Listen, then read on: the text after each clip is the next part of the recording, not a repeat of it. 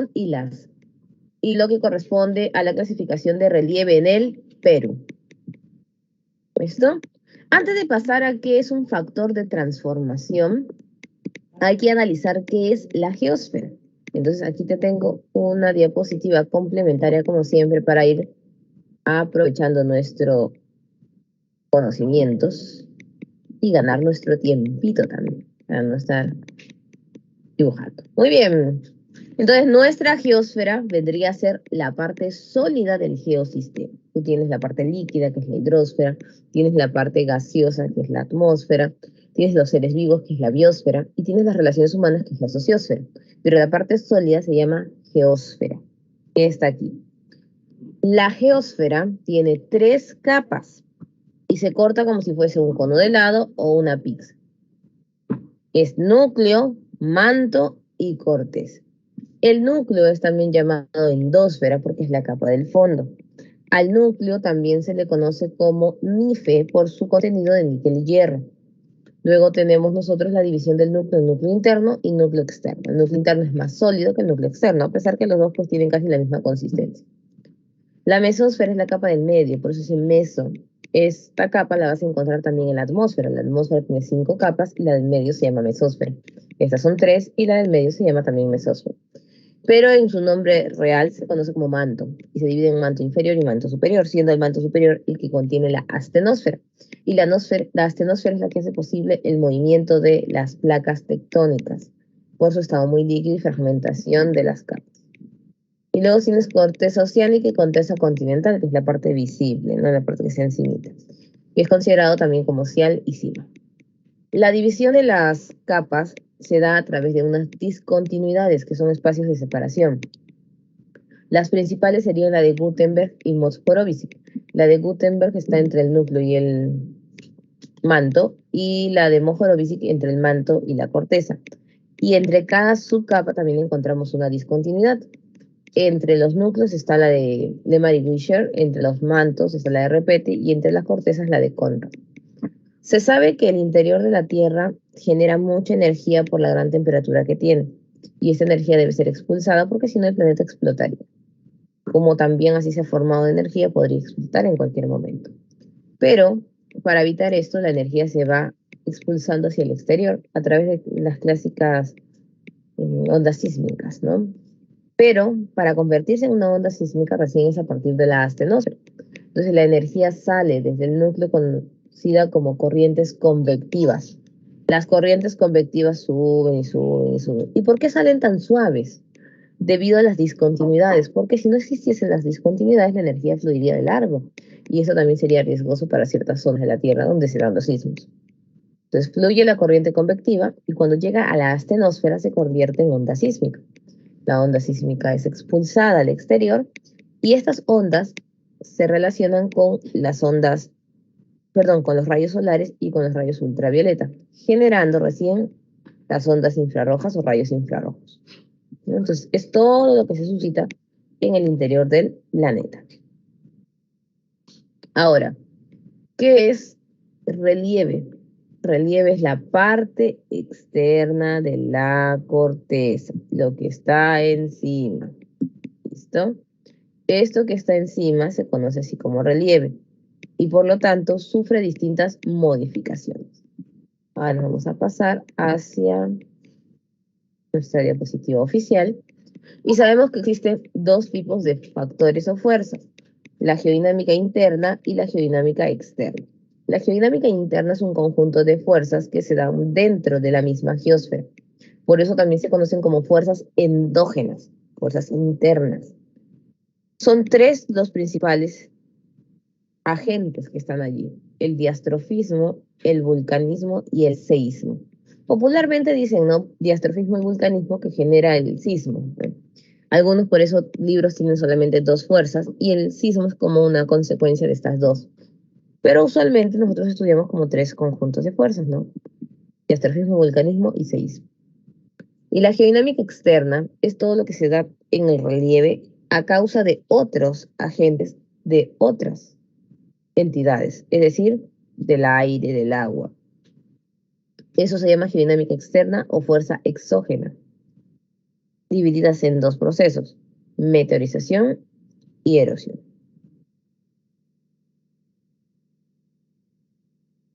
Muy bien. Como ya te dije, son tres los procesos que intervienen: diastrofismo, vulcanismo y seísmo en el plano interno. El diastrofismo sería el movimiento de placas o de corteza para cualquier dirección, movimiento. El vulcanismo sería el movimiento pero del magma para aflorar. Y el seísmo el movimiento de energía. Entonces, las fuerzas internas terminan siendo movimientos. Movimiento de corteza, diastrofismo. Movimiento de magma, vulcanismo. Movimiento de energía, seísmo. ¿Listo? Vamos a empezar ahora por el diastrofismo, que ya lo conoces, que es un tipo de movimiento de desplazamiento. Existen dos tipos de diastrofismo: epirogénesis y orogénesis. ¿Ya? ¿Cómo acordarme cuál es cuál? Epirogénesis es el movimiento vertical. Date cuenta esta relación. Vertical tiene como segunda letra la letra E y el proceso se llama epirogénesis. Y horizontal es el movimiento orogénico y es igualito. Date cuenta que la segunda letra de horizontal es la O y el movimiento es orogénico. Y ya está, ¿ves?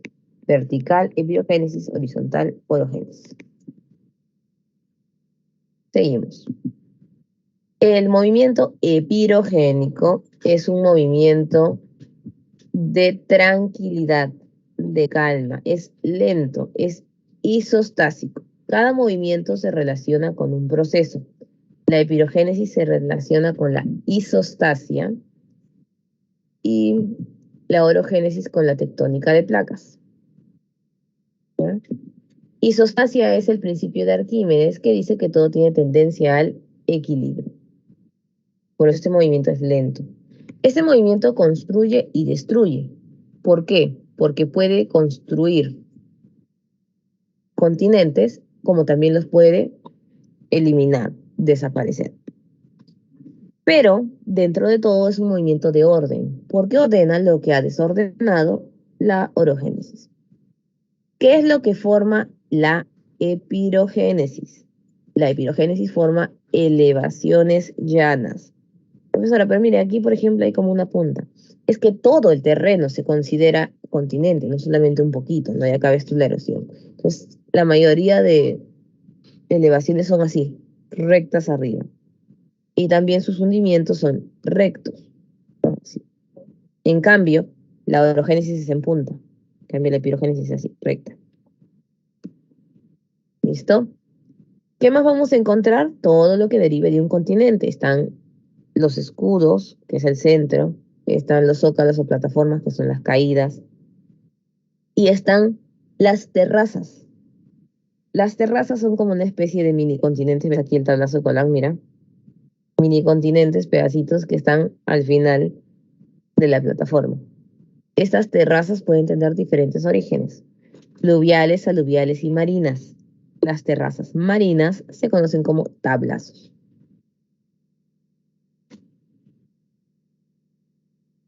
Ahora vamos con el movimiento orogénico. La orogénesis es un movimiento de desorden. Genera elevaciones en punta y depresiones en punta. Los dos. Llano, llano. Usualmente las montañas, ¿no? Y mira, se sigue relacionando. Montañas, su segunda letra también es la O, así que es fácil recordar. Montañas o plegamientos. La orogénesis se relaciona con la tectónica de placas porque las placas al desplazarse van fracturándose o elevándose entre sí. Antes de la tectónica de placas había una teoría que es la deriva continental. Se decía que todo en el planeta era tierra o agua, ¿no? Todo lo que era tierra se llamaba Pangea y todo lo que era agua se llamaba Pantalacia. Y el agua ingresó en la Pangea y la fragmentó. Entonces, al fragmentarla forma estas placas que tienen movimientos distintos. Y estas direcciones son lo que nos explica la tectónica de placas. Muy bien, acá está, ¿no? ¿Qué tengo que entender de aquí? Es muy sencillo. Debo darme cuenta que existen dos tipos de placas: placas oceánicas y placas continentales. Las placas continentales son muy fáciles de reconocer porque tienen el nombre de continentes o parte del continente o unión de continentes. Africana, África. Euroasiática, Europa y Asia. Norteamericana, Norteamérica y Sudamericana. No hay placa centroamericana. Solo cambia pues la placa arábiga, este pedacito de aquí que es una porción de África. Antártica, también tenemos aquí. ¿Listo? Ahora, luego vamos a encontrar las placas del mar, que pueden tener diferentes nombres, a veces similares, ¿no? Pacífica, por ejemplo, pero otras tienen nombres diferentes, como la de NASA, pero se relacionan mucho al espacio en el que estamos nosotros. Nótese algo importantísimo. Las flechas rojas son placas oceánicas, y si tú miras las flechas rojas, siempre están separadas, no están juntas, mira. La roja se separa de la roja, la roja se separa de la roja, salvo esta de aquí, que es la arábiga, que en realidad se está separando de una continental, pero se está juntando a otra continental, entonces no hay ahí el tema del mar. Y también nótese que entre los espacios de las flechas rojas crecen estos espacios que se llaman dorsales.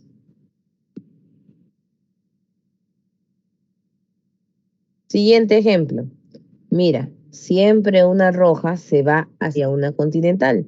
Entre ellas se separan, pero van hacia una continental. Pues todas empujan a una continental. Y cuando empujan a una continental aparecen unos triángulos.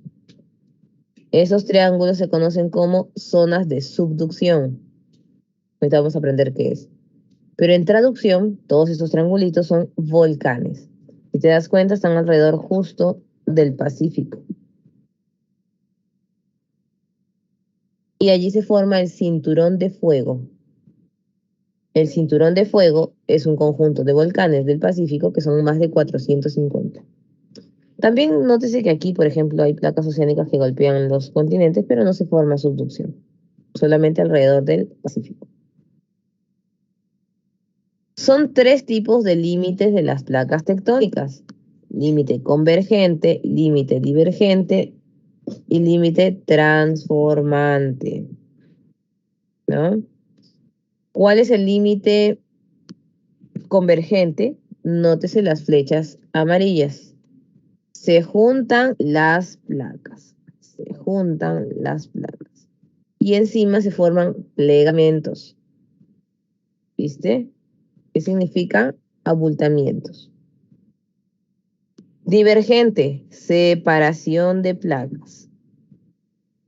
¿Listo? Y también se va a formar relieves, sí, pero llenos de magma. Mira esto. Y transformante nace de una falla. Ahorita te voy a explicar qué es una falla. ¿Qué pasa? Convergente. La convergencia es el choque de placas.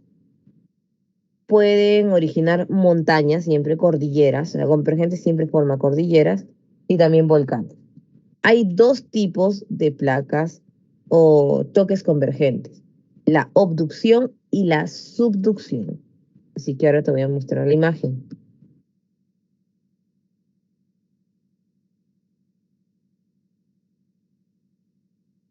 Mira, la obducción es el choque de dos placas continentales, mientras que la subducción es el choque de una placa continental y una placa oceánica. En el caso de las placas continentales que chocan, forman una montaña, una cordillera, como la Himalaya. Pero en el caso de la oceánica y continental que chocan, la oceánica se hunde en la continental porque es más densa y genera un agujero. También se generan montañas o cordilleras como la de los Andes. La diferencia es que esta no genera volcanes y esta sí. ¿Listo? Seguimos. Vamos con la divergencia. La divergencia es la separación. Esto se va a elevar y va a construir nueva litosfera. ¿Eso qué significa? La convergencia, que es el choque, es sinónimo de destrucción. Bien, ¿por qué? Porque junta y está destruyendo lo ya formado. La divergencia, que es la separación de oceánicas, es sinónimo de construcción, que es lo que va a construir dorsales. Es decir, el magma de aquí ingresa, sube y se va a formar cordilleras debajo del agua. Las cordilleras submarinas se conocen como dorsales. También el Valle del Rift, ¿no? Porque el Valle del Rift es una separación entre el espacio de la placa arábiga, entonces se queda un agujero allí y se da una fractura, que es lo más, no tan común en base a las dorsales. ¿Qué más sabemos también? Que la dorsal puede a veces hacer visible una montañita. O sea, yo tengo varias montañitas y una montañita sobresale. Se ve una puntita. Esta puntita que sobresale se conoce como isla volcánica. Existen dos tipos de islas, las normales y las volcánicas. Las normales se forman seguidas en la misma plataforma. Y las volcánicas, o también llamadas pedazos de dorsal, son formadas por la divergencia. Ejemplo de islas volcánicas, Hawái, Galápagos, por ejemplo. Profesora, pero son islas llenas de magma. ¿Allí se puede vivir? Claro que sí, porque recuerda que el lugar donde está el magma cerrado, porque ahí no hay cráter, es una zona agrícola, pero también es una zona altamente sísmica. ¿Y qué es un límite transformante? Te cuento que lo primero que hay que entender es que es una falla. ¿Listo? Así que vamos a mostrarte. Aquí está, por ejemplo, ¿no? La dorsal, mira, y aquí está la fosa, el agujero por subducción. La fosa ya sabes que es por convergencia de subducción, ¿no? Como los Andes. La falla es un movimiento de error, por eso se llama falla, donde el Graben y Horst, placas de la Tierra, van hacia arriba y hacia abajo. Hay falla inversa, que es al revés. Hay falla de desgarre, que es de roce, no se levantan. Y la falla se da siempre al costado de una dorsal, en la esquinita, donde está friccionando. Esta falla origina sismos. Pero una falla transformante es una falla que con tanto roce ha logrado hacerse visible en el terreno. O sea, tú ves el corte, tú ves el agujero. La falla transformante más popular es la falla de San Andrés. Vamos a ver ahora un videíto sobre esta falla de San Andrés. Una falla simplemente es un error de movimiento, de roce, pero una falla visible o transformante ya es incluso más peligrosa. Todos pueden ver ese corte que se está dando en el terreno.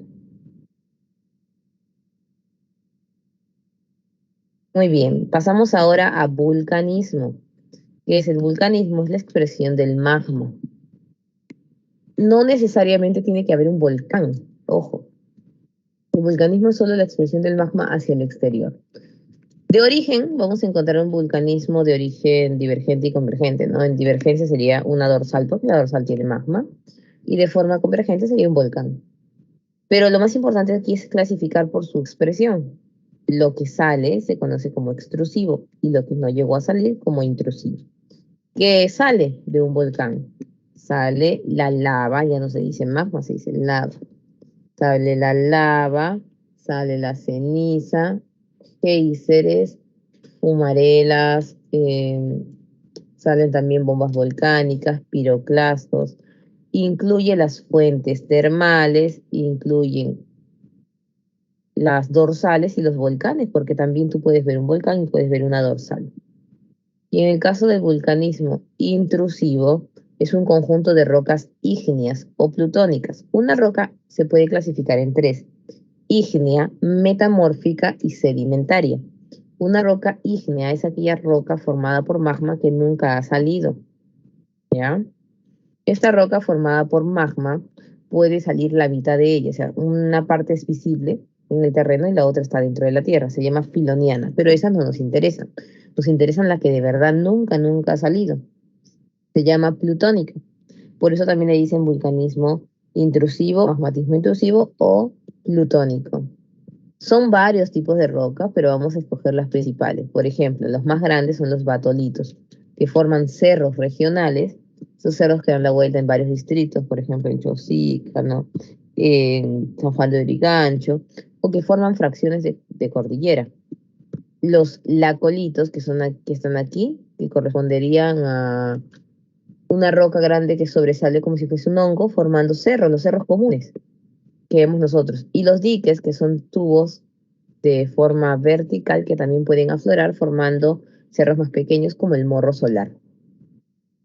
Los sills están echaditos, ¿no? Ay, perdón, los sills están echaditos de manera horizontal. De ahí hay varios tipos, pero esos son los principales. Y en el caso del vulcanismo se ve expresado, como tú ya sabes más, en las zonas de subducción.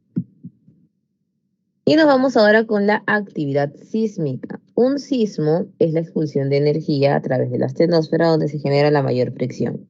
Como aquí está la falla y el rompimiento rosa, rosa, rosa, rosa, genera más energía todavía de la que había. El lugar donde empieza el roce más fuerte o sismo que se va a sentir en el exterior se llama hipocentro o foco. ¿Cómo reconoces el término hipocentro? A través de la palabra profundidad.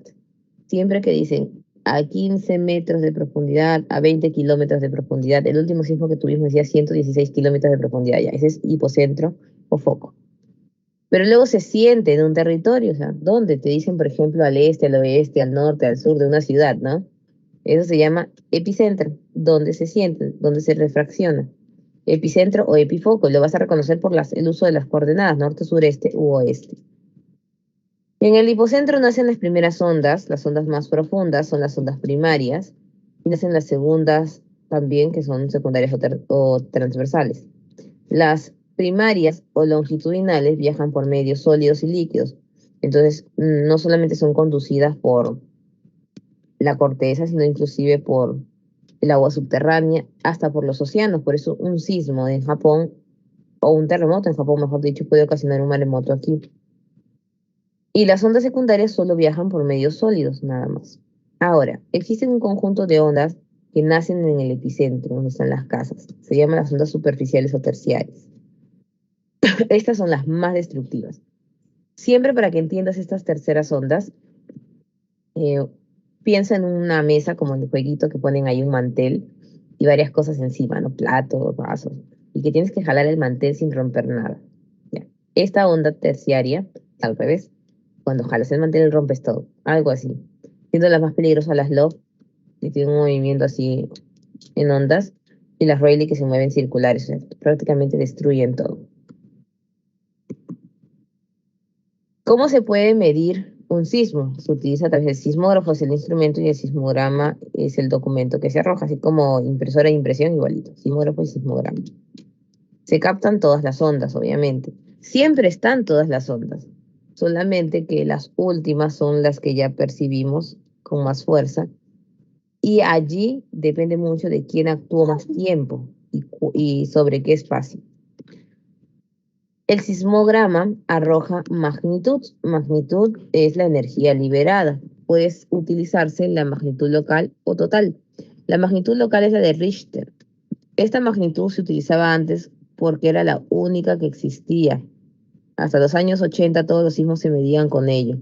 Pero luego viene la magnitud de momento, que se utiliza más que todo para los terremotos, que es más de 6.5 a 6.6, porque puede captar la variación del epicentro y el hipocentro. Y Mercalli modificada ve la intensidad. La intensidad son los daños, ¿no? Los daños ocasionados. Los daños se expresan en un informe socioeconómico como diciendo cuántas muertes, cuántos heridos, ¿no? Pero Mercalli ya marca en general en números romanos, a diferencia de las magnitudes que no son en romanos, marca la intensidad aproximada que se tuvo, que es hasta 12. Un maremoto es un terremoto en el agua nada más, que ocasiona una ola. La ola puede ser pequeña o suave, puede ser muy grande. Las olas tienen aproximadamente de 10 a 20 metros, pero conforme van bajando, pues simplemente llega el oleaje hacia el puerto. Depende mucho de la fuerza del maremoto para ver también el tamaño de la ola. En el caso del Perú, nosotros teníamos 15, perdón, ahora tenemos 25 para evacuar cuando vivimos cerca al agua, por ejemplo, los que viven en Callao. Y tienen una alarma especial, aunque la alarma central del tsunami está en Honolulu. Dentro de los principales sismos, pues el del 70, porque enterró toda la ciudad de Yungay, ¿se acuerdan? Con el alud, y en el 2007, pues el terremoto de Pisco, aunque ya hemos visto diferentes eventos sísmicos posteriores. Foco o hipocentro, dice la palabra profundidad. Epicentro, una ubicación oeste-oeste. Magnitud, una medida Aquí se utilizó Richter porque en el 70 no existía momento todavía, en cambio aquí sí, siendo 7.9. La intensidad en romano y el impacto socioeconómico. Recuerda que para que el Perú libere toda su energía necesita sismos de 8.6 como mínimo, porque el terremoto de Ica ni siquiera ha liberado el 20% de la energía que se tiene. La zona que tiene mayor fuerza por liberar es Lima, por eso es que se espera que Lima tenga un terremoto mínimo para poder liberar la energía. Marcos, la de logaritmos es la de la local, la de Richter. Exacto. Buena pregunta. Excelente, chicos. Y hasta aquí, pues hemos terminado geodinámica interna. ¿Alguna pregunta? ¿Todo claro? Si necesitan saber algo, avísenme con confianza.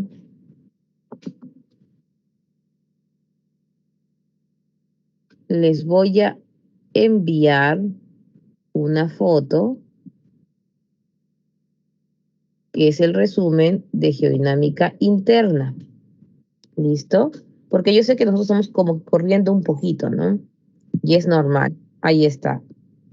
Este es un resumen de todo lo que acabamos de ver. Así como que de manera rápida. Igual vas a tener que repasar tus diapositivas, pero ayuda bastante poderlo tener así. Ahora vamos por geodinámica interna.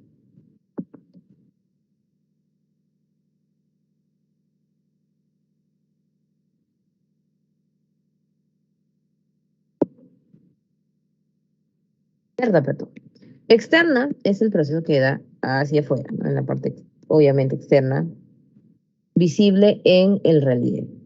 El relieve ya se formó por geodinámica interna. Lo que hace la externa es perfeccionarlo y pulirlo, algo así como un escultor.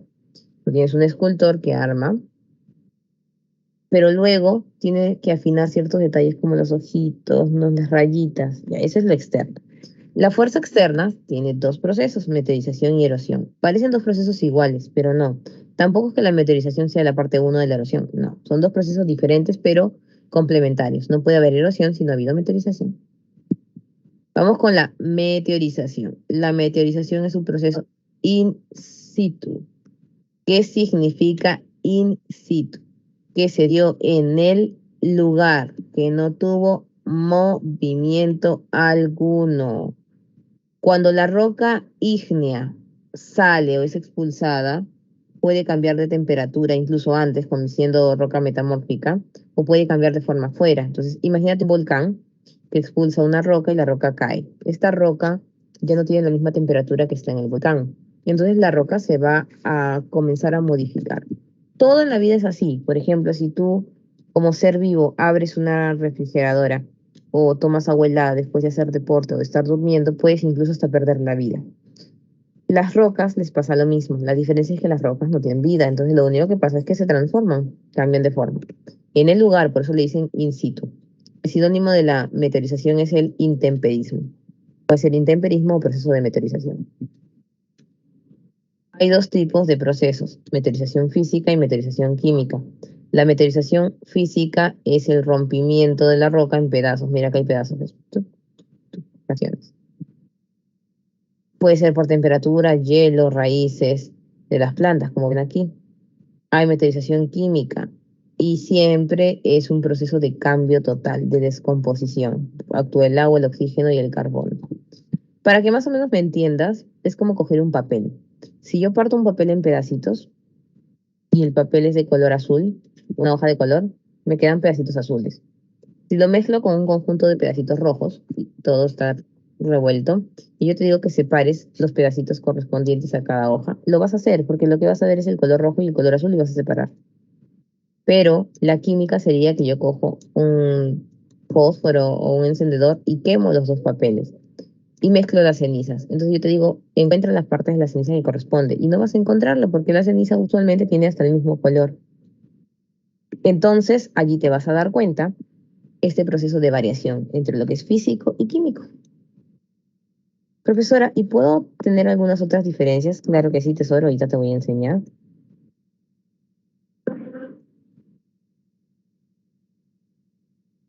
Físico utiliza los verbos fragmentar, romper, partir, dividir, ¿no? Que significa dejar un pedazo. El sufijo usualmente es clastia, por ejemplo, ¿no? Si es la temperatura, le dices termoclastia. Voy a escribirlo aquí.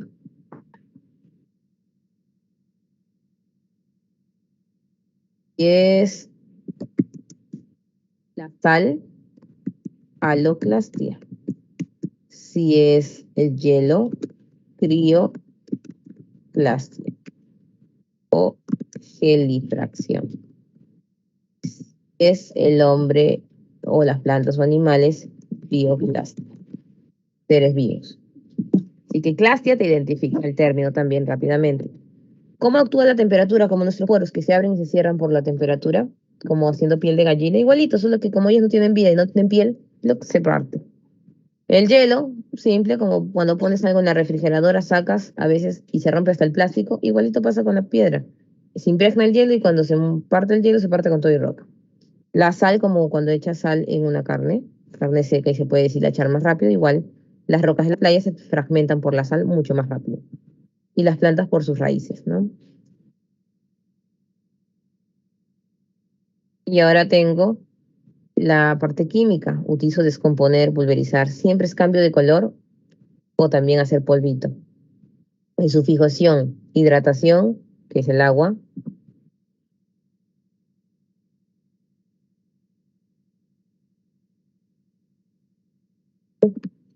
¿Qué salió, creo? A ver. Sí, creo que se dejó de compartir, me parece. Voy a volver a compartir.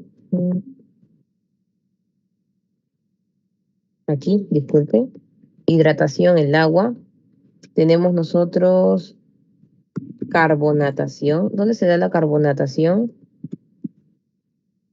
En las cuevas, las rocas calizas.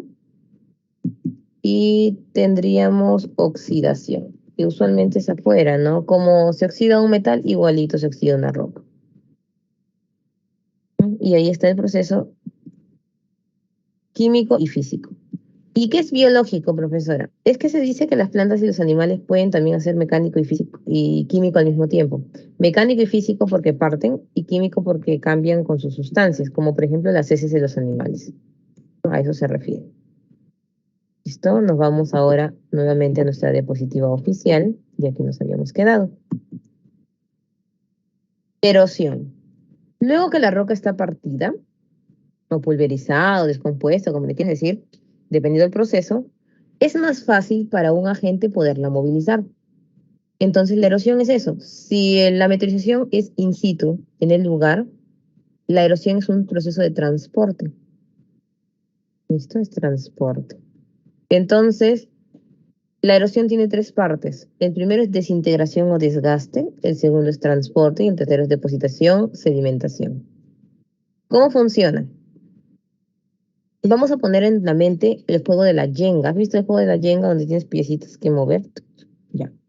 Imagínate que tú has comprado tu nueva cajita de maderitas, esas que ponen encima y se pueden caer la torre. La empresa sería la meteorización. ¿Por qué?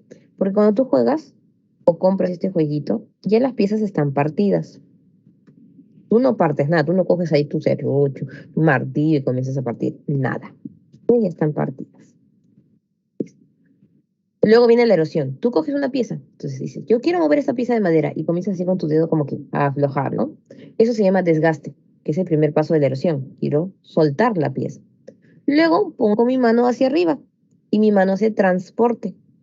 Y la pieza tiene que quedar arriba, ¿no? En algún lugar.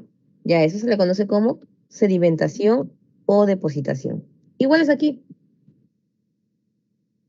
Voy a utilizar la otra diapositiva para poder dibujar, ¿ya? Tengo aquí, por ejemplo, la roca ya partida por la meteorización.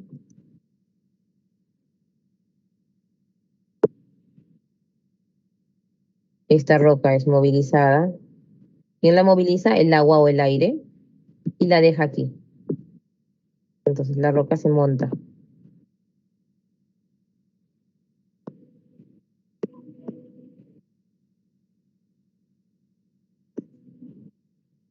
Listo.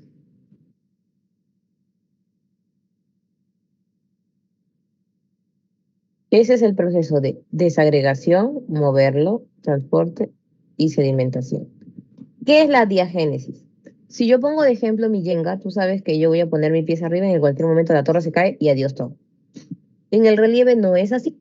Si yo estoy en el desierto y la arena se junta y forma una duna, ya sabes que es una duna, es obviamente una montañita de arena, la duna no se va a desarmar mañana nuevamente. Se puede movilizar un poco con el viento, se puede salir el viento de encimita, pero no todo. Por eso se dice diagénesis, porque el nuevo relieve se pega al suelo y ahí se queda impregnado. ¿Listo? Ahora, hay tipos de erosión: fluvial, marina, glacial, eólico, fluvial y kárstica. Fluvial es el río, agua del río. Marina, mar. Glacial, el hielo. Montaña en sí. Eólica, el viento. Fluvial, la lluvia. Y kárstica, el agua subterránea. ¿Listo? Y aquí es donde quería llegar. Existen relieves que se forman al inicio y al final. Uno se llama degradación o denudación y el otro agradación o depositación. Si yo estuviese en mi juego de la yen, ¿listo? Y por ejemplo, yo muevo esta pieza de aquí y la pongo arriba, ¿qué es lo que me queda aquí? Me queda un hueco, ya. Eso lo vas a llevar ahora aquí. Estas rocas yo las moví al final, entonces voy a botar esto de aquí. ¿Y qué me va a quedar? Un hueco. Ese hueco es un relieve, se llama relieve por degradación o denudación. En cambio, las rocas fueron al final formando una elevación, que se llama relieve por agradación o depositación. ¿Listo?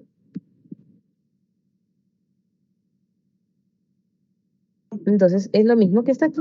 Te vas a dar cuenta, ¿ves? Degradación y agradación. Erosión fluvial por degradación, ya sabes que es un hueco. Tienes ahí, por ejemplo, el Valle en B.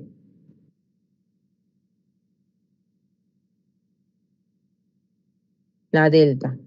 ¿Qué es un valle en B, profesora? El conjunto de montañitas debajo de la quebrada va a pasar el río y el río va a ser un agujero. Si se va el río, te queda justo un terreno así, allí se siembra. Y una agradación en delta, los ríos pueden terminar como un chorro de agua, pero el único río del Perú que termina como delta es el río Tumbes, que se abre como una mano. La erosión eólica es un conjunto de rocas que se han montado. Ahí no es degradación todavía, sino cuando el viento pasa y le va cambiando la forma, de tal manera que hasta parece que un hombre hubiera tallado la roca, y no es así. La duna, el médano, por ejemplo, son colinas. La duna es pura arena. El médano tiene una roca al medio. Erosión marina, el acantilado, que se da generalmente sobre una península. Ahí está la caída. Y el tómbolo es una isla más un istmo. Valle Nu, a diferencia del primero, mira la forma, eso se da entre montañas, entre montañas. Las morrenas, que es la caída a la parte baja de un glacial. Cabe además kárstico, estalactitas están arriba, estalagmitas están abajo, estalagnatos están al medio. Fluvial, cárcavas, que son agujeros por la lluvia, o cono coluvial, ¿no? Que se amontona al final. ¿Hay más? Claro que sí. Aquí tenemos más. Y son los que aparecen en tu separata, ¿no? Valle en B, ya está. Meandro es la curva del río. Esto, la sinuosidad. Cañón es igual que la parte alta del Valle en B, o sea, la quebrada, pero entre montañas. Abras son carreteras que se dan entre montañas, por eso no es una carretera común, abra o paso. Península, porción de tierra que sobresale, más pequeña es cabo, más chiquitita se llama punta. Golfo es porción de tierra hundida, el mar ingresa y se forma un golfo. Estrecho es en la separación entre continentes, como el estrecho de Bering, o espacios pequeños entre montañas. Cono de deyección, igualito como viste es un abanico coluvial, igualito es aquí, pero este es fluvial, debajo del río. Terraza ya sabes, ¿no? Hay marina y fluvial como el tablazo. Delta ya lo vimos, morrena también, duna, médano, ya es la diferencia entre no tiene roca, tiene roca. La playa, si la conoces, es donde vamos nosotros generalmente a nadar. La parte del mar es mar, pero la parte donde está la orilla esa es la playa. Playa no es el mar, por cierto. Y está la ermita, por si no te acuerdas. Esa es la cueva de Huagapo. Arriba es la Tita, abajo es la Mita y la unión es el Nato.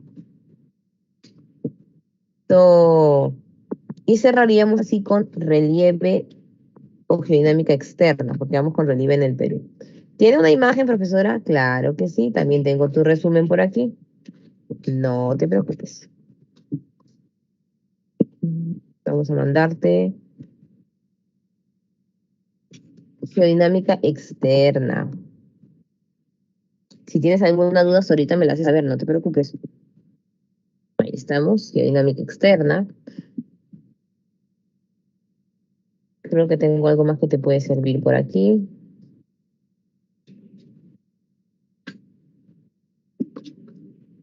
Te puede ayudar esto de aquí de relieves, gradación y degradación. No están con fotos, sino son dibujos, pero como ya más o menos has visto las fotos reales y las tienes en tus boletines, te va a ayudar a discernir cuál es el tipo de relieve de cada uno. Recuerda la letra, ¿no? F es fluvial, G es glacial, E es eólico, M marino, K kárstico, P pluvial, por ejemplo.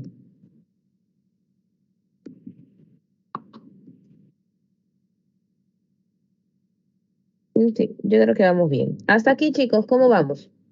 Todo listo, todo comprendido, porque ahora nos vamos para relieve en el Perú. ¿Sí? Me comentan si hasta aquí todo claro, porque hemos ido un poquito más rápido de lo normal. Sí, profe. Perfecto, muchísimas gracias. Me imagino que no hay dudas todavía. Entonces nos vamos con relieve en el Perú. Continuamos. Les voy preguntando, chicos, porque relieve usualmente tiene bastantes datos y en una clase lenta pues ponemos varios ejemplos, ¿no? Como se está acelerando. Muy bien, ahora vamos con relieve en el Perú.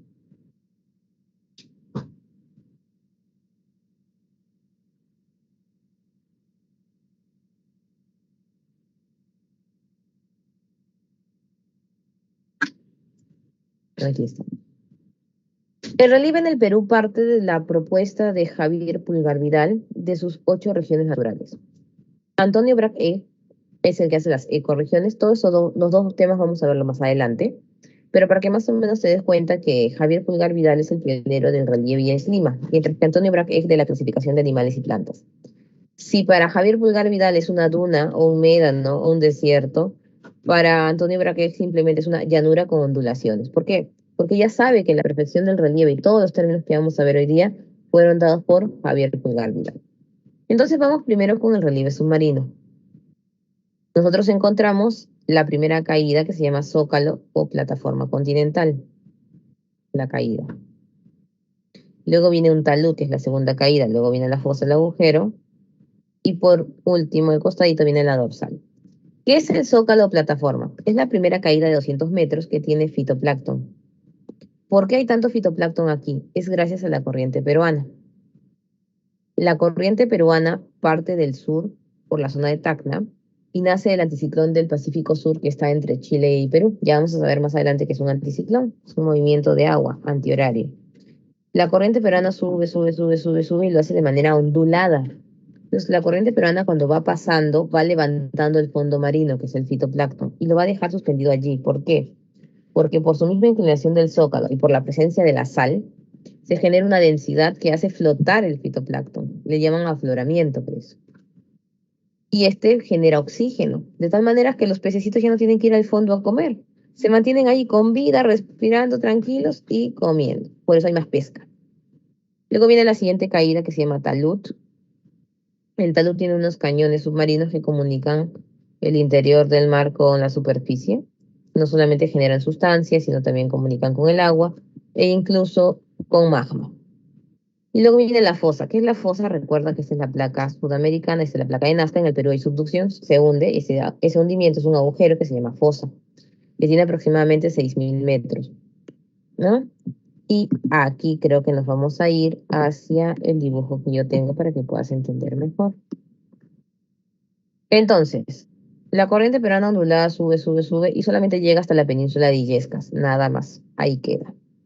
Esta península de Illescas sirve mucho para el relieve porque no solamente es la más ancha, sino que es el límite de varias cosas. Todo lo que está sobre la península de Illescas es un mar caliente, cálido, tropical. En cambio, lo que está debajo es frío por la corriente peruana. Aquí está Nazca. La subducción se da hasta Illescas también. Entonces se va a dividir la fosa en dos, fosa central y fosa meridional.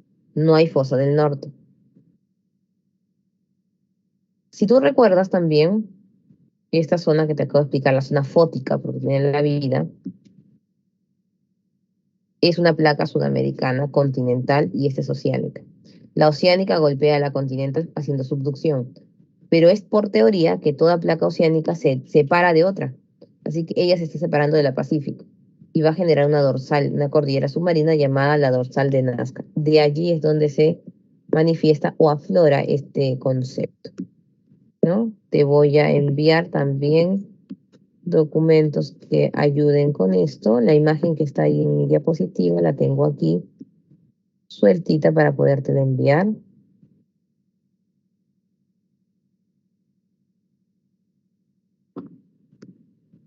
Para que recuerdes. También tengo otro por aquí.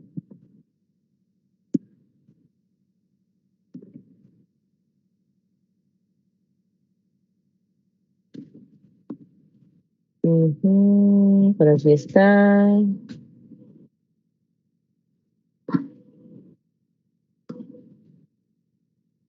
Muy bien, aquí está el relieve submarino donde aprecias las dorsales.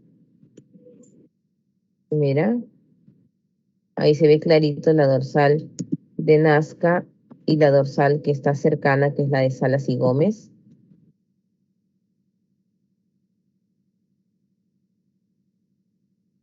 Y también te puede ayudar a que sea un poquito chiquitito. Está en esquinita, pero ayuda bastante. Donde se muestran los cañones submarinos, ¿no? Cuando la agrandes en tu computadora allí, se vas a dar cuenta de los cañones submarinos. Listo. Continuamos. Vamos con ahora costa. La costa es una franja muy, muy delgada. Es la parte azul. Son 10 departamentos: Tumbes, Piura, Lambayeque, La Libertad, Ancash, Lima, Ica, Arequipa, Moquegua y Tacna, pero no es todo el departamento, porque la mayoría de los departamentos de costa tienen parte sierra, especialmente Arequipa, que casi todo es sierra. Solo se considera costa la parte pegada al mar. Esta costa es más ancha en la península de Illescas, por eso le digo que es importante. Hasta donde llega la corriente peruana, península de Illescas, más Hechura, más Morropón, toda esta parte es la zona más amplia de la costa. La de Cañete es la zona medio, que tiene 30 kilómetros aproximadamente, la de Piura pasa de 100. Y la de Arequipa tiene la más pequeña, que es de 1 a 5 kilómetros nada más de extensión, en la zona de Punta del Cabo, ¿no? Como se dan cuenta. Ahora, la costa, así de delgadita como la ves, se va a dividir en tres: en litoral, en llanura y cordillera. Litoral es la parte pegada al mar. Llanura es el medio. Y cordillera no es cordillera de los Andes, es cordillera de la costa, que es un conjunto de montañas que se salieron de la cordillera de los Andes. Ok, es como que distinto al concepto que estamos acostumbrados a ver. Listo, continuamos, chicos. Aquí nos hemos quedado. ¿Qué hay en la costa, en el litoral o borde costero? Bahías. Una bahía es todo esto, mira, completito, todo esto es la bahía. Es la parte de la orilla, la playa, más las construcciones, todo lo que tiene mar. Bahía es grande y Ensenada es chiquito. Bahía, Ensenada, Bahía, Ensenada. Es como decir Puerto Mayor. Bahía es sinónimo de puerto, por cierto. Puerto Mayor o Puerto Menor. Y cuando te dicen caleta, es una ensenada. La península es la porción que sobresale. La península más grande es la de Illescas. La península más visitada es la península de Paracas, ¿no? La más turística. Hay península y hay cabo y punta. Me estaba olvidando de las bahías más importantes, pues es para el norte Paita, para el centro Chimbote y el Callao, pesquero y comercial, y para el sur Matarani, ¿no? Peica. De las puntas, que se das cuenta es una porción delgadita, mira, la punta del Callao, es más chiquito que un cabo incluso. Las más importantes son la de Capones, que es frontera, y la de Callao, que se llama la punta, porque obviamente es una punta, pero es la más turística. Y estero es el cuarto relieve. Un estero es como un pantano, pero no es cualquier pantano, es un pantano formado por la mezcla del agua dulce y agua salada. El agua dulce es del río Tumbes, porque el río Tumbes termina en delta y la delta se hunde y luego se abre como una mano. Y la parte salada que se mezcla es tropical, porque es caliente, nuestra parte del mar tropical, no vale la redundancia. ¿Cómo es una delta en visión desde arriba? Mira, te voy a mostrar. Ahí te estoy enviando una imagen. Es una delta, ¿ya? Pero nuestra delta de Tumbes es diferente, no, no es tan pronunciada. La tengo, la delta de Tumbes. ¿Ya? Y el relieve se llama estero. Te voy a mostrar un estero.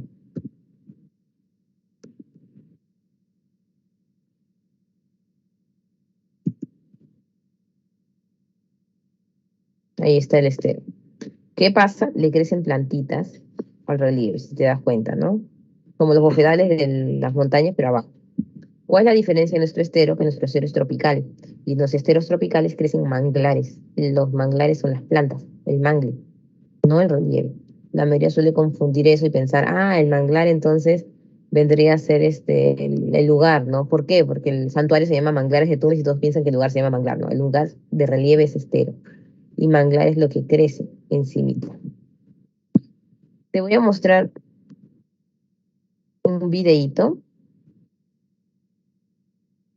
sobre el manglar,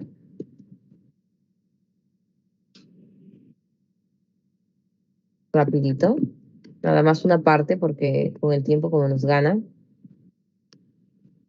para que puedas divisar ahora cómo es un manglar.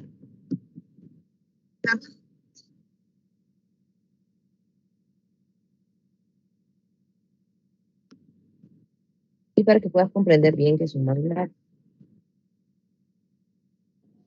Un manglar es un bosque que se encuentra en las zonas costeras o en las orillas de los ríos y que está relacionado con el mar y con el agua dulce. El manglar presenta adaptaciones únicas y especiales para poder tolerar la falta de oxígeno, los altos niveles de sal, las mareas y los cambios en el suelo. Se distribuyen a lo largo de todo el planeta en las zonas tropicales y subtropicales. Los manglares son ecosistemas de transición entre el ambiente acuático y el ambiente terrestre, y por eso es uno de los ecosistemas más diversos del planeta. En ellos se pueden encontrar gran número de especies de aves, peces, crustáceos, moluscos y otros seres vivos. El árbol de mangle es capaz de crecer en ambientes salinos y pobres en oxígeno. Esto lo logra a través de varias adaptaciones. Las primeras son las glándulas de sal, las cuales permiten eliminar las pequeñas cantidades de sal que logran penetrar en la planta. Estas se encuentran en las hojas y en los pecíolos. Una segunda adaptación son las raíces adventicias con pequeños poros llamados lenticelas. Las raíces adventicias crecen varios metros de longitud y ayudan a los manglares a fijarse y sostenerse en los suelos pantanosos donde viven. Estas raíces atrapan lodo, arena y sedimentos que sirven para añadir terreno y estabilizar el perfil costero. Por último, están los neumatóforos, que son prolongaciones de las raíces que salen a la superficie de la tierra, que funcionan como órganos respiratorios, permitiendo que el aire penetre a los tejidos internos de estas plantas. 7 tipos distintos de mangle. Mangle gateador.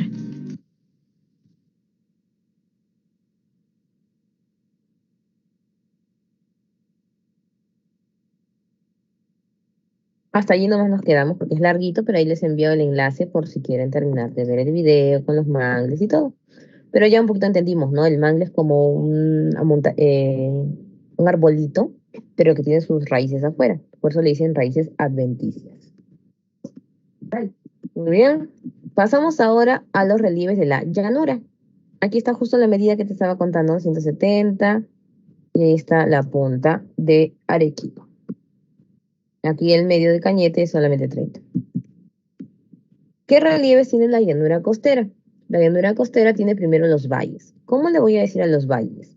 A los valles se les llama también en la costa transversales. ¿Qué significa transversal? Que cruza de manera horizontal de región a región. Como la costa es delgadita, une la sierra con la parte del mar. Son valles muy cortos. Son productivos porque invierten mucho dinero, pero sin embargo, realmente son lugares que les falta agua porque son áridos. Los valles transversales son también llamados valles en V, ¿te acuerdas? O puedes relacionarlo con abanico fluvial y cono de deyección, porque es el final donde caen pues, sedimentos. Tiene esa forma de la caída del río. De los ríos principales salen los valles principales, que son, por ejemplo, Jequetepeque, que es el valle más arrocero. Chicama, que no está mencionado ahí, pero es el valle más azucarero de la costa. Tenemos el río Rímac, pues, ¿no? Que es el más pecuario, con mejor ganadería, el más poblado, lamentablemente el más contaminado y el que tiene más centrales hidroeléctricas, que son 5. La Pampa es un lugar adyacente al valle que se utiliza para mejorar la agricultura. Ese es el río, al costado está el valle, y al costado del valle está la Pampa, y al costado de la Pampa está el desierto. Entonces la Pampa tiene la parte árida del desierto y la parte fértil del valle, entonces es como una mezcla. ¿Qué le falta? Le falta agua. Entonces, ¿cómo le llevas agua? A través de canales de irrigación. De las pampas más importantes, la de Olmos es la más grande y una de las más fértiles es la de Majes. Tienes los tablazos. Ya sabes que una terraza se ha formado por epirogénesis, pero que la erosión perfecciona lo que tiene.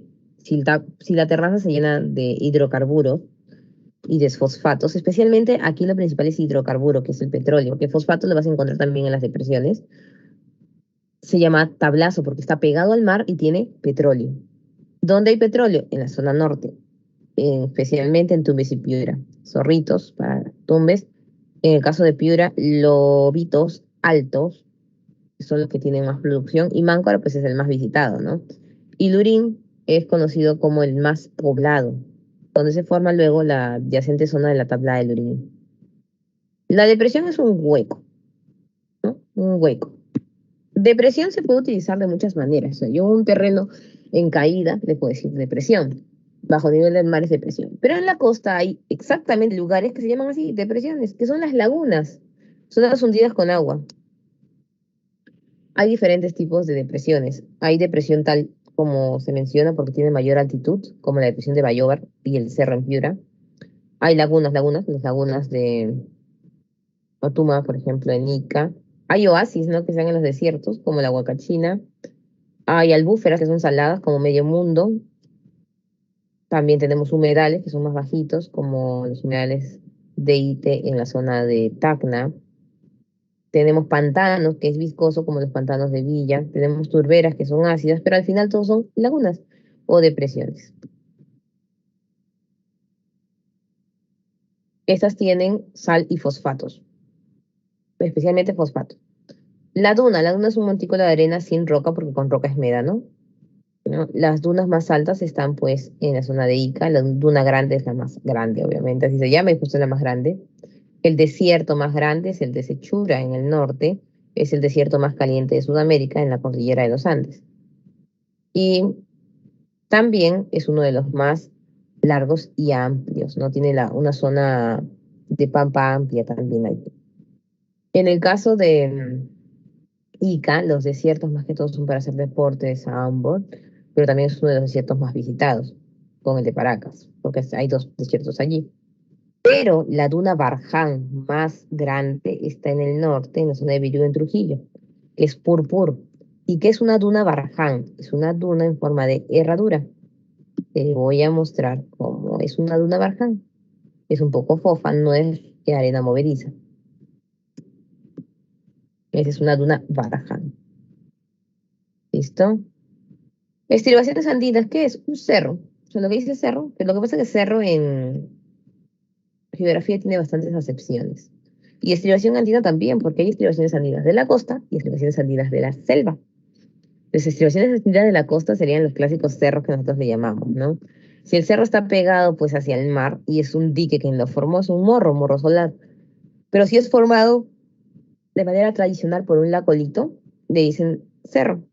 San Cristóbal es el más visitado, los más altos y antiguos y más poblados y hasta peligrosos en caso por delincuencia es San Cosme y el Pino, entre la Victoria y el Agustino. Una estribación andina le llaman así porque es la caída de la cordillera de los Andes y contrafuerte andino porque retiene los vientos que vienen de la cordillera. Y loma es un cerro con vegetación de invierno porque a la hora que la corriente peruana sube, haciendo el afloramiento, forma también unas nubes estratos que generan garúas. Ustedes saben que en la costa garúa, no llueve en invierno. Y esto da luz a las lomas.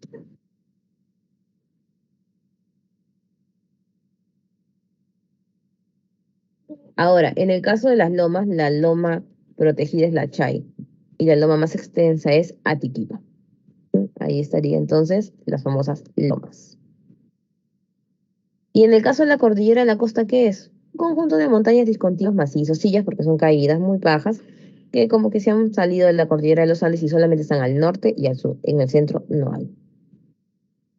Los más famosos pues son cerros de Amotá. Muy bien, y allí terminamos con costa. Vamos ahora con la cordillera de los Andes. La cordillera de los Andes es un sistema montañoso de Sudamérica, pegado en el lado occidental, que abarca todos los países menos Brasil, Guyana, Guyana Francesa, Surinam, Uruguay y Paraguay. Después todos los demás tienen una parte o porción de la cordillera de los Andes, siendo el altiplano o los países con mayor altitud de la cordillera Chile, Argentina, Perú y Bolivia. El punto más alto de la cordillera de los Andes es el Aconcagua, que está entre Chile y Argentina, particularmente más para el territorio de Argentina. Y el volcán más alto es Ojos del Salado o Tupungato.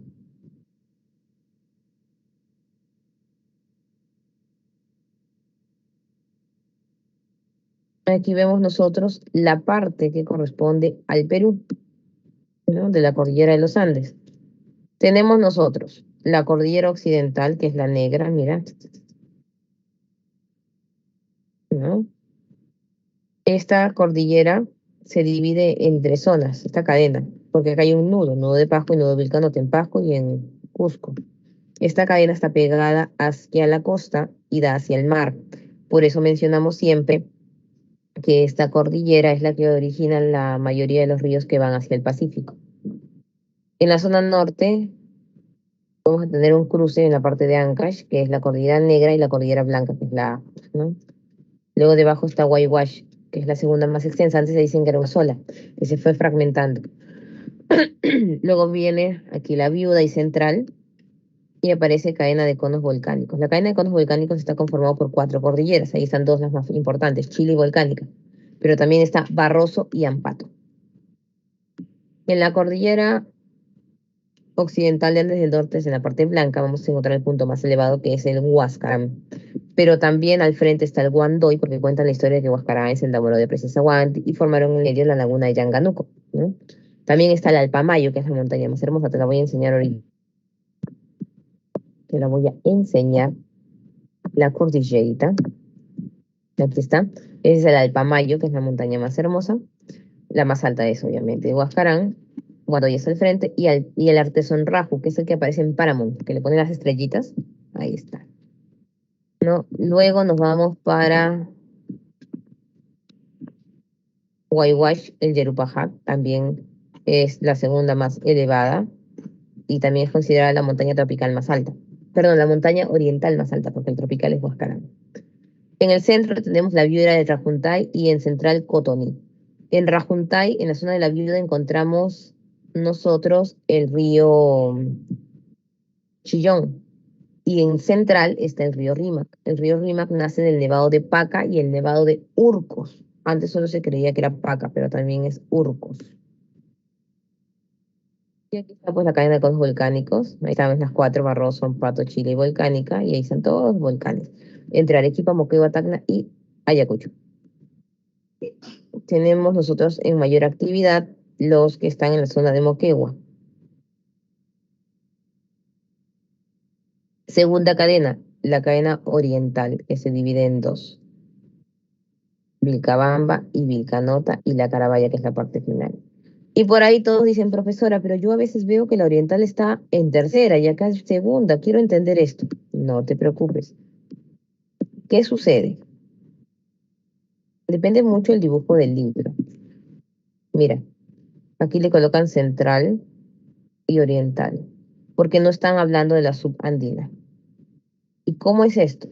Lo que pasa es que la cadena central es un conjunto de valles interandinos separados, que al final no son montañas. Entonces, algunos lo unen. Mira, te voy a mostrar aquí adelantándote un poquito. Quiero que veas este mapita. Aquí. Mira, el número 4 es un conjunto de valles interandinos y el número 6 recién es la cordillera oriental. Entonces algunos toman en cuenta esa parte 4 y por eso pareciese que la cordillera está dibujada de una manera diferente. Y cuando la oriental aparece al medio, ¿por qué hay una tercera? Porque muestran la subandina. Entonces depende mucho de la proyección que se dé. Pero formalmente es como lo estamos viendo ahorita, estaría al centro. Y se divide en dos. Vilcabamba y Vilcanota. Y el final es Carabaya. ¿Por qué es importante Carabaya y conos volcánicos? Porque son los ríos que se forman alrededor o llegan hacia el Titicaca. ¿Listo? Estamos en la oriental. Está ahí Vilcabamba con Salcantay, Vilcanota con Ausangate. Recuerda que son los que tienen los valles en U o valles más fértiles. Y Carabaya con el Ayincapa, que es uno de los nevados más hermosos. Un valle interandino. Si los valles de la costa son transversales, los valles de la sierra son longitudinales, largos. Así. Pero, como están entre montañas, se llaman interandinos. Son los de mejor producción agrícola, son los mejores. Destacan aquí el Mantaro, el más largo, que parece al del Rímac, también es pecuario, poblado y también tiene contaminación. Urubamba es el más fértil de todos y uno de los mejores en fertilidad para nosotros en Lima es Canta, donde está Obrajillo con la ganadería. Las mesetas es una especie de altiplanicie, llanura sobre montañas. Se parece a una terraza, pero está en las montañas. Esta meseta, por eso, no es formado por epirogénesis, sino por orogénesis. Las más importantes son las de Bombón y la del Collao. En realidad casi la mayoría son importantes, son lugares de protección, pero destacan pues Bombón como una de las más visitadas y Collao la más grande. Cañones es la parte más alta donde viaja el río, porque abajo están las quebradas. Los más profundos están en el Perú, Cotahuasi y Colca, los más visitados. Cotahuasi es el más profundo. Y en la parte más baja del cañón está la quebrada, justo cuando ya va a caer hacia la ciudad. Allí es donde se dan los huaicos, ¿no? Donde muchas personas ponen sus casas y pues es peligroso porque es altamente vulnerable. Las quebradas más importantes pues son Apacheta y Guaycoloro porque es la más elevada. Apacheta da a luz al río Amazonas y Guaycoloro es la más baja, que es la que se activó en el Niño Costero. Y en Pasos y Abra son carreteras que están entre montaña y montaña, ¿no? El más bajo es Porcuya y el más alto es Chimboya. En Chimboya parecería que te va a dar a ti Soroche, pero no. ¿Por qué? Porque Cusco a Puno ya tienen la misma altitud casi, entonces estás aclimatado. Donde todo el mundo tiene Soroche y siempre es en Ticla, ¿no? Si tú has viajado en carro, en ómnibus, te dicen, aquí prepárese porque llegamos a Ticlio. Ticlio es la ciudad en realidad, porque la carretera en la que nosotros viajamos no es Ticlio, es Anticona, porque Ticlio es una vía férrea, no es de buses. La carretera es Anticona, pero la ciudad es Ticlo, por eso dice hemos llegado a Ticlo. Incluso Ticlo es más bajo que Anticona, por eso que en Anticona te da Soroche, así que es aceptable. Pasas de Lima hacia la parte más alta. Ya estamos pues llegando ahora sí hacia la selva. Vamos con selva alta y selva baja. Y está selva alta, 3.800 y luego 400 y luego selva baja. En este caso, para que más o menos entiendas, le llaman ceja de selva a la porción más elevada, ¿ya? En sentido común, podrías decirle también de manera definida y rápida que la ceja de selva sería los departamentos de la sierra pegados hacia la selva, las montañas en caída. Y los departamentos propiamente dichos de selva baja son Amazonas y San Martín. Los valles longitudinales, la mayoría están en la parte de selva alta, en la parte baja, pero cruzan con una porción de ceja de selva. Otros lo utilizan de verdad como sinónimo en la actualidad. Aquí tenemos en la ceja de selva todo lo que son los pongos y los valles estrechos, y aquí los valles longitudinales. Profesora, igual que las sierras, sí, se llaman longitudinales. Longitudinales, pero en la sierra son longitudinales y se llaman interandinos. Aquí son longitudinales y se llaman longitudinales. Vamos a dividir la zona de la selva en dos, en oriental, que es la larga que ya viste, y la subandina. La oriental pasa por todos los departamentos de ceja de selva o sierra, por Amazonas y San Martín, y pasa también por parte de Madre de Dios. Madre de Dios es un departamento de la selva baja, que tiene montañas de selva alta. Y la subandina pasa por Loreto y Ucayali, que son los departamentos de la selva baja que tienen montañas. ¿Qué tienes que aprenderte aquí? Los pongos, y eso sí es memoria. Frente Mapurima, Juantaro, Mainique, Yaqui, Manseriche, Boquerón de Padre Abad y Aguirre, ¿no? Donde más confundes entre Mainique y Manseriche. Y el único pongo de selva baja es Orellana. Valles longitudinales, los principales, pues, por uso, ahí están los turistas, Chanchamayo, el del café, Guayaga, el más largo, pero después todos son cafeteros, de cacao, cacaoteros y de frutas. Y vamos a la selva baja. La selva baja tiene diferentes formas, ¿no? Vamos a encontrar filos, restingas, barrizales, playas, etc. Empezamos con los filos. Los filos son colinas de poca elevación con árboles madereros. Luego vienen los altos, que son las ciudades. Luego vienen las restingas para sembrar. En los altos es agricultura permanente, aquí agricultura estacional. Mira los meandros, las curvas del río. Las tipishkas son las lagunas en forma de herradura. Las playas, la parte más cercana al río. Los barrizales, donde se siembra arroz. Las tahuampas, donde están las palmeras. Y la cordillera San Francisco con Tamana es la única cordillera transversal que tiene el Perú, porque todas son longitudinales. Antes de pasarnos a los ejercicios, yo sé que selva baja es la que más preguntan y confunde un montón. Y tú dices, profesora, ¿dónde estoy parado? Tranquila, tranquila. Entonces, oriental, Amazonas, San Martín, ceja de selva, baja, Loreto y Ucayali, Madre de Dios pasa para oriental, acuérdate. Aunque están los pongos, también hay cavernas, grutas, ¿no? Y esa es la imagen importante. Selva alta, cordillera oriental, cordillera subandina. ¿Qué hay aquí? Pongos, valles longitudinales y cavernas. El primer relieve de selva baja es el filo, que es como decir el cerro de la costa, la estribación andina, pero en la selva. Un cerro con árboles. Luego vienen las terrazas, que se parecen a los tablazos, igualitos, solo que acá tienen casas y no hay petróleo, sino es para agricultura, terraza aluvial y fluvial. Es sinónimo de ciudad de la selva baja. Así como yo puedo decir Iquitos, puedo decirle Alto de Iquitos, Alto de Puerto Maldonado, Alto de Pucallpa. No puedo decir Alto de Chachapoyas ni Moyobamba, porque ellos son selva alta. Al costado, debajo de los altos, todo va en bajada, sí, ¿eh? Filo, alto, restinga. La restinga está al costado de un alto, es donde se siembra de acuerdo a la lluvia, por eso es estacional. Aquí es plátano y yuca. Luego viene un hueco que se llama bajial, que es un pozo. A veces se llena y a veces no. Luego viene un barrizal, que es la parte de aquí, solo que yo lo he separado porque es más pegado al río. Pero todo va en bajada. De bajial sigue barrizal. Barri, doble R, arroz, doble R. ¿Se da cuándo? Después que se mojó todo, por la inundación del río, se seca, pero quedó húmedo. Esa parte húmeda es para el arroz. Y luego viene la parte más baja, que es la playa, la que está pegada al río. Ahí está totalmente seco. Ahí crece el frijol. ¿No? Acá están los meandros, las lagunas o tipishkas, cochas. Y luego en la parte ya hundida del río se forma un pantano que se llama Tahuampa o Aguajal. Aguajal porque son palmeras de aguaje. Si estás en Madre de Dios, se llama sabana de palmeras, porque se junta la palmera, el pantano, más el clima de sabana. Pero si estás en otra parte de la selva baja, solamente se le llama tahuampa, no se llama sabana de palmera. Por ejemplo, en Loreto hay todo el corte de Loreto es hacia abajo, forma una depresión, la depresión de la unión de los ríos de Marañón, Guayaga y Ucayali, la depresión de Ucamara. Y ahí también hay palmeras, pero no es sabana de palmeras.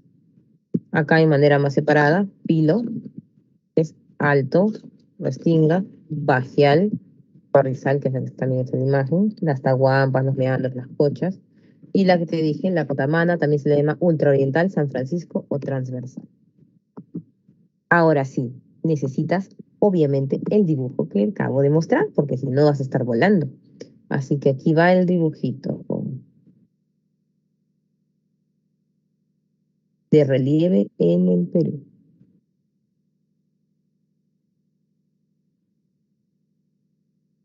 Selva.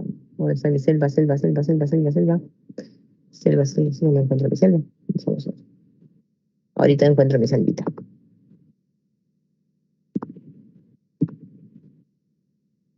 Aquí estaba mi selva. En otro archivo. Aquí está, mira. Lo de costa que usé al inicio. Lo que estaba explicando, lo de las pampas, lo de los valles. Recuerda que no hay valles en selva baja, solamente hay valles en selva alta. Es importante. Aquí está lo del mapa de cordilleras, también te va a servir, el que mostré. A ver qué más te puede servir de todo lo que tengo aquí guardado en mi computadora. Aquí está lo de cordillera, donde explica por qué razón en algunos aparecen dos cordilleras y una cordillera. También es importante.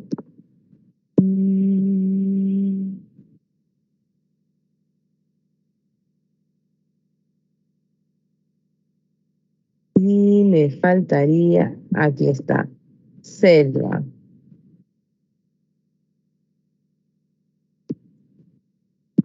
Y listo, chicos, les cuento la buena noticia. Acabamos. Acabamos relieve en el Perú. Ahora sí, hasta aquí. ¿Qué te falta? ¿Qué necesitas? ¿Dónde te perdiste?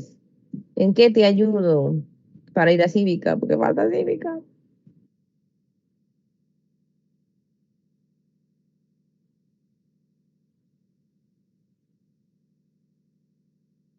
Cuéntame, cuéntame tú, con confianza. ¿Todo bien? ¿En algún momento te perdiste? Expláyate, dime cómo te sientes. ¿Estás vivo?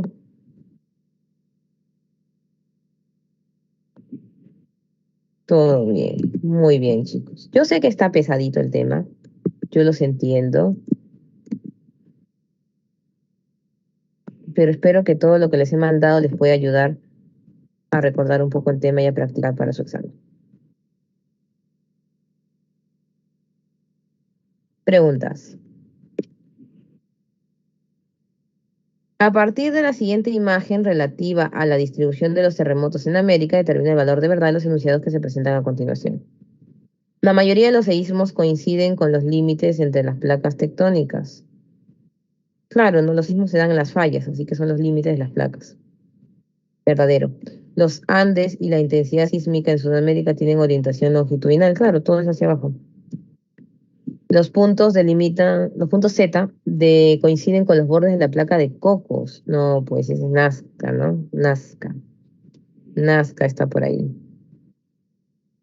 Cocos está al centro. La costa atlántica presenta una mayor actividad sísmica que la pacífica. No, porque el cinturón de fuego, pues, está en el Pacífico. Letra C. La variada geomorfología que presenta nuestro país es el resultado de la interacción de procesos geológicos endógenos y exógenos.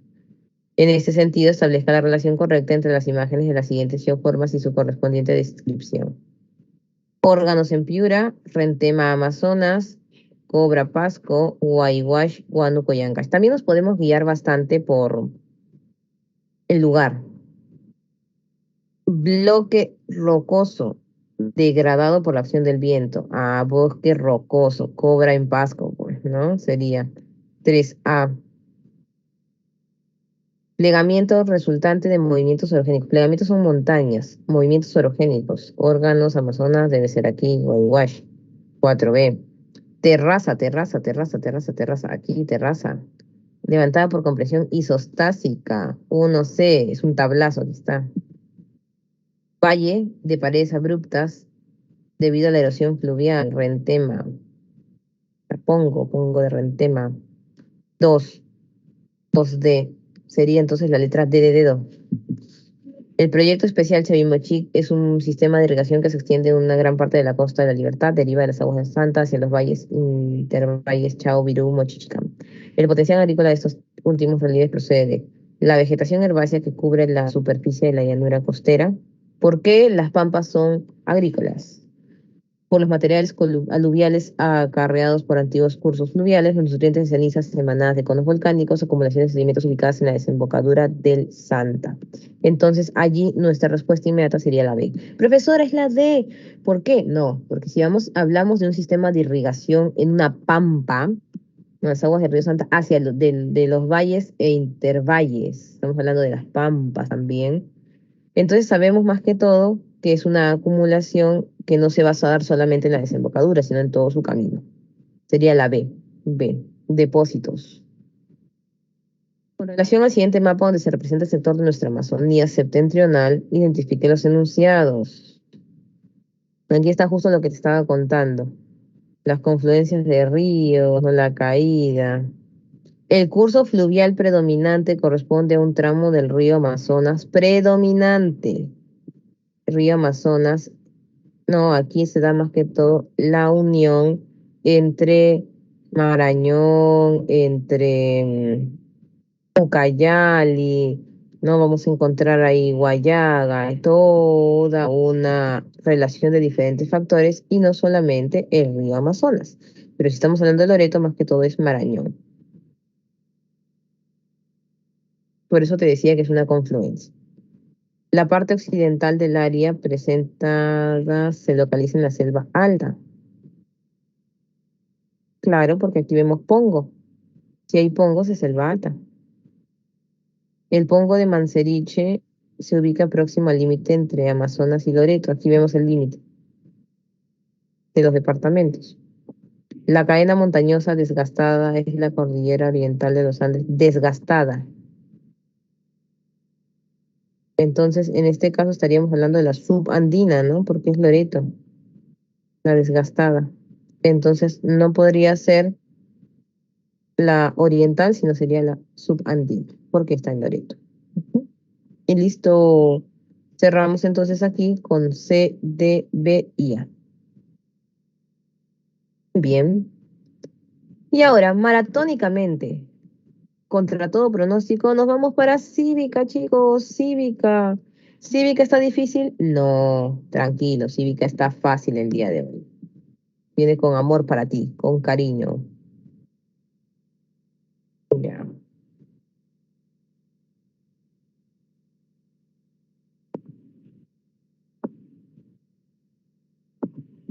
Muy bien, hoy nos toca ciudadanía. Seguimos con el bloque de derechos, esos son derechos políticos. Ya, entonces, ¿qué es la ciudadanía? La ciudadanía es una condición por la cual ejerce sus derechos políticos. Hay una idea de creer que todo ciudadano obligatoriamente tiene que ser mayor de 18 años. Pero no, ¿por qué? ¿Por qué, profesora? ¿Por qué? Porque existe ciudadano en ejercicio y en goce. Tú no puedes dejar de tener en algún momento derechos, siempre los has tenido. Ciudadano en ejercicio, es aquella persona que tiene sus 18 años cumplidito, es aquella persona que tiene su DNI azulito. Ya no solamente es tener DNI en sí, ¿por qué? Porque ya lo tienes amarillo, entonces es cambiar al DNI o formal, el tuyo, el que no aparecen tus padres. DNI azul o también pueden tener el blanco, que es el electrónico. Y tener tus derechos en regla, es decir, que no tengas ninguna imposición para postular, para votar, para hacer uso de tus derechos. ¿Quiénes son las personas que se consideran en goce? A aquellos que son menores de edad? ¿Listo? Aquella persona que ha sido suspendido de su capacidad de ejercicio o aquella persona que tiene alguna falta de regularización. Si yo estoy en ejercicio, dejo de ser en goce, no, pues corazón, tú tienes goce y ejercicio, solo que hay quienes tienen solamente goce. La capacidad de ejercicio entonces es cuando cumples todo lo antes mencionado. ¿Quiénes pueden perder su capacidad de ejercicio? Aquellos que tienen pena privativa. No confundas preventiva con privativa. Ojo, preventiva es persona que está en la cárcel porque temora a que huya, pero su proceso no termina, entonces sigue siendo inocente, ya puede votar, postular, todo normal. Privativa no, privativa es una persona sentenciada, ya culpable, entonces ya no puede postular, ya no puede votar, etcétera, y no puede hacer ejercicio de sus derechos civiles, son los fundamentales. Inhabilitación, como el caso de Vizcarra, ¿no? ¿Qué es inhabilitación de derechos políticos? El juez te dice, usted no puede postular ni votar hasta esta etapa. Hay dos tipos de inhabilitación, ¿correcto? La inhabilitación por un tiempo determinado, que es mínimo entre 3 a 10 años, puede aumentarse. En este caso, él ganó para ser congresista, pero no lo puede ejercer. Y existe la muerte civil, que es cuando la persona ya estuvo en la cárcel y pues nunca más puede ir aún proceso electoral postulando. Y resolución de interdicción, no está por aquí, resolución, creo que sí está, no está. Resolución de interdicción es aquella persona que, te lo voy a mostrar en la otra diapositiva, no puede ejercer sus derechos porque ha sido parte de un juicio. ¿Y de qué la han enjuiciado?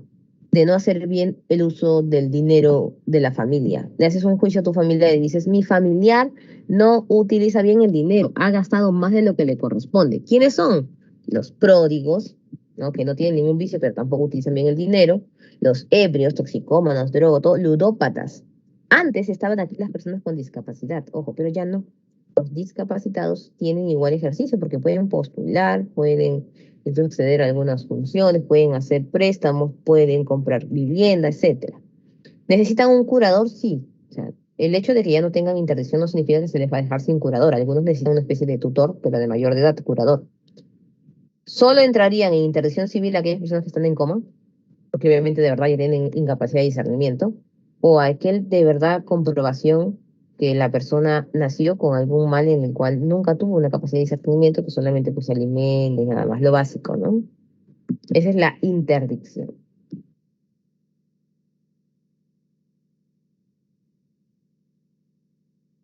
Tienes derechos, también tienes deberes, corazón. ¿Cuáles son tus deberes?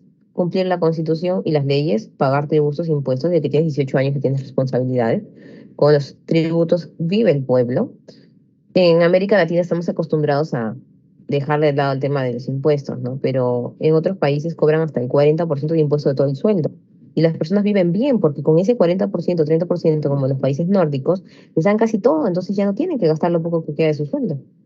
Votar, participar de consultas populares y honrar a la patria. ¿Cómo puede honrar a la patria? Representándole en un sistema de guerra que es un poquito más soslayado. Recuerda que tienes que tener tu libreta militar. No es obligatorio para sacar el DNI, pero sí hay multas si no la tienes, ojo. No hay servicio militar obligatorio tampoco. También representando al Perú en algún concurso, hablando bien del Perú y defendiéndolo, respetando los símbolos patrios, conociendo los símbolos patrios y cuidando sus recursos. Todo eso es honrar a la patria, que es amor más respeto. Derechos de participación ciudadana son los mecanismos. Los mecanismos de participación ciudadana se dividen en dos, en derechos de participación y en derechos de control, ¿correcto? Voto. Es obligatorio votar hasta los 70 años y ya es opcional pasando los 70. No dice nunca 71, 72, nada.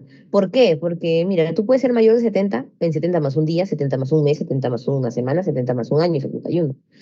Hasta los 70 es obligatorio. Pasando los 70 ya es voluntad, opcional. Iniciativa de reforma constitucional. Si yo quiero, puedo presentar una iniciativa legislativa. La iniciativa legislativa se divide en reforma constitucional y formación de leyes. Junto 0,3% de la población del Perú, y es poquísimo, a 0,3, no llega ni a 1%, y mando al Congreso mi pedido de modificación de constitución, total o parcial, o mi proyecto de ley. ¿Qué tiene que pasar luego? Ah, el Congreso tiene que aprobarlo, obviamente, ¿no?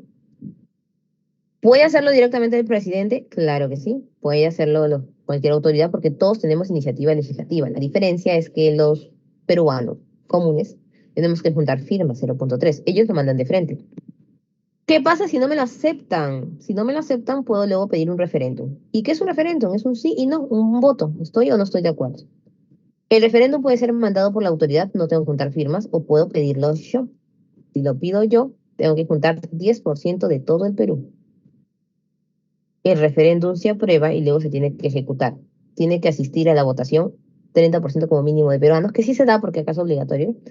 Y para saber si ganó el sí o el no, tiene que ser 50 más 1. Si ganó el sí, 50 más 1. El referéndum se hace cada 2 años. Y te cuento que el referéndum es uno de los temas más preguntados ahorita en los exámenes de admisión. El referéndum no se puede hacer por temas de derechos humanos ni por temas de sentencias. ¿Y qué tengo que hacer, profesora? No te preocupes, tesoro. Yo, como siempre, te quiero ayudar. Te voy a dejar unos documentos, porque si no das examen en la prueba, vas a dar examen de admisión. Y como es muy, muy preguntado, tenemos aquí. Este es un artículo del Congreso completo. O sea, es un artículo muy amplio. Pero si de repente te cuesta leer así como que mucho, te tengo aquí diapositivas de resumen de todo lo que es el referéndum, que te va a ayudar mucho. Profesora, pero si yo quiero tener algo rápido, no te preocupes, también hay esa opción. Visita esta página que te voy a dar del consulado peruano y vas a tener los puntos exactos que vienen en un examen de admisión sobre el referéndum.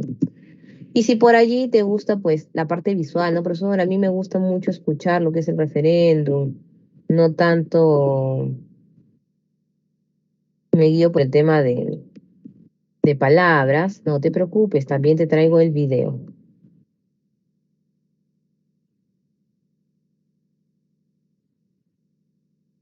Ahorita te voy a mandar el link donde resumen lo que es un referéndum. Y listo, esto te puede ayudar muchísimo para el tema del referéndum. Continuamos, bellezas.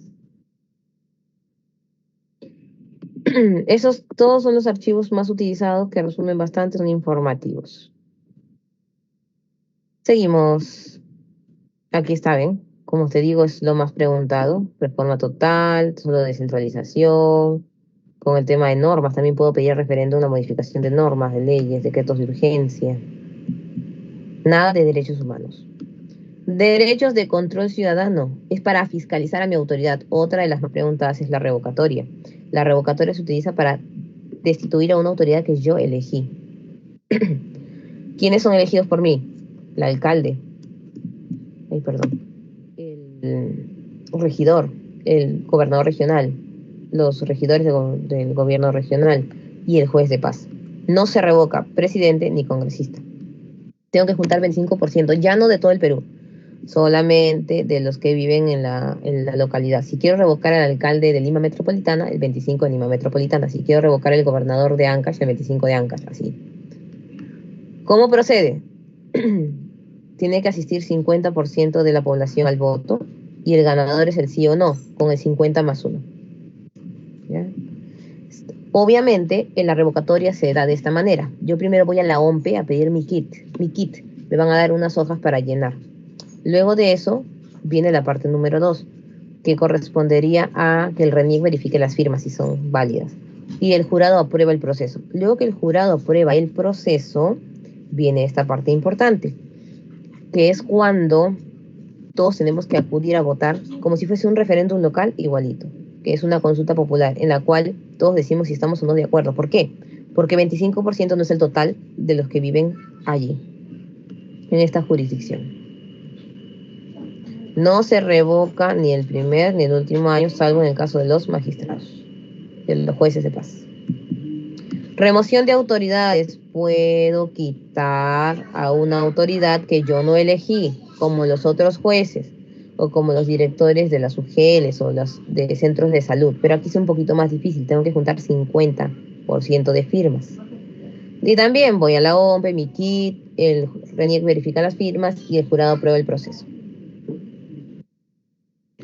Demanda de rendición de cuentas. Es preguntarle a las autoridades tanto de remoción como de revocatoria qué han hecho con el dinero del Estado.